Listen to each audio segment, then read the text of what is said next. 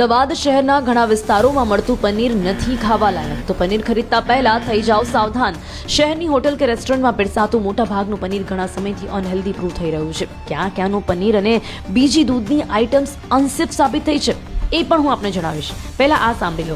અમદાવાદમાં લેવાયેલા ફૂડ સેમ્પલમાં સૌથી વધારે પનીરના સેમ્પલ અનસેફ મળ્યા છે। ડિસેમ્બર 2024 થી એપ્રિલ 2025 સુધીમાં મ્યુનિસિપલે 649 સેમ્પલ લીધા હતા, જેમાંથી 31 સેમ્પલ ફેલ આવ્યા હતા, જ્યારે 11 સેમ્પલને અનસેફ ડિક્લેર કરાયા છે। અનસેફ જાહેર કરાયેલા ફૂડમાંથી સૌથી વધુ પનીરના 8 સેમ્પલ ફેલ આવ્યા છે। મ્યુનિસિપલે સબસ્ટાન્ડર્ડની જગ્યાએ આ સેમ્પલ્સને અનસેફ જાહેર કર્યા છે। સબસ્ટાન્ડર્ડનો મીન છે ફૂડની ક્વોલિટી સારી નથી, અનસેફનો મીન છે ફૂડ લેવાથી શરીરને નુકસાન થઈ શકે છે, બીમાર પડી શકાય છે। હવે એ પણ જાણી લો કયા વિસ્તારના સેમ્પલ અનસેફ ડિક્લેર થયા છે। વિરાટનગરના શ્રી શિવશક્તિ ચવાણા એન્ડ સ્વીટ માર્ટનું, સાબરમતીના કબીર ચોક સામેની મહાલક્ષ્મી ડેરીનું, જોધપુરના રાહુલ ટાવર સામેનું શ્રીજી પાઉંભાજી એન્ડ પુલાવનું, વેજલપુરના શ્રી આંબેશ્વર પ્રોવિઝન સ્ટોરનું, સરખેજના જૂની વણઝરના ભગવતી ફૂડ્સનું, ગોતાના શ્રી વિશ્વાસ 36ના કૃષ્ણ ડેરીનું, ગોતા રામદેવ એસ્ટેટના ડેરી રીચ આઈસ્ક્રીમનું, ઇન્દ્રજીત પાર્ક સોસાના Satnam dairy product, Chandkheda Gajanand row હાઉસના શ્રી હરિ ફૂડ્સનું, વસ્ત્રાલના છગનભાઈની વાડી રોડના પનીરના ગોડાઉનનું પનીર પણ